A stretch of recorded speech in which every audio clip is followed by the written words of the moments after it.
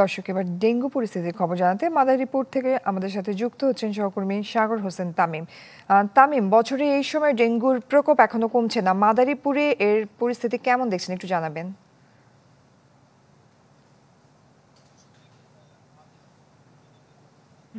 মাদারীপুরে তবে এখন কিন্তু আমরা লক্ষ্য করছি ডেঙ্গুর যে আক্রান্তের সংখ্যা সেটি কিন্তু বৃদ্ধি পেয়েছে, অর্থাৎ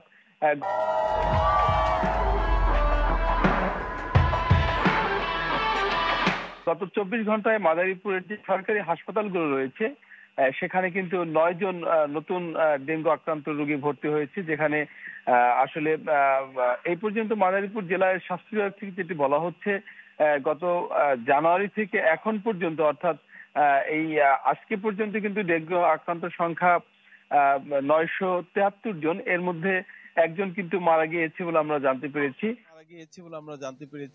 এবং এর মধ্যে 963 জন কিন্তু রিলিজ নিয়েছেন। তবে স্বাস্থ্য বিভাগ যেটি বলছে, ডেঙ্গু আক্রান্তের সংখ্যা কিন্তু মাঝে একটু কমলো, বর্তমানে এর সংখ্যা অনেকটা বৃদ্ধি পেয়েছে।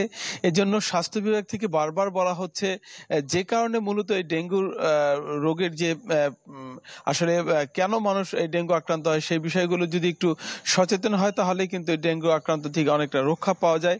বিশেষ করে যে সমস্ত জায়গায় পানি জমে থাকে, বিশেষ করে বাড়ির বিভিন্ন জনের এসির যে পানি থাকে সেখানে ডাবের ভিতরে, অর্থাৎ যে পানিগুলো জমে থাকে বিভিন্ন জায়গায়, সেই সমস্ত জায়গায় কিন্তু ডেঙ্গু রোগের যে অন্যতম বাহক এডিস মশা সেটি বংশ বিস্তার করে এবং এর ফলেই কিন্তু ডেঙ্গু আক্রান্তের সংখ্যা দিন দিন আসলে বৃদ্ধি পাচ্ছে।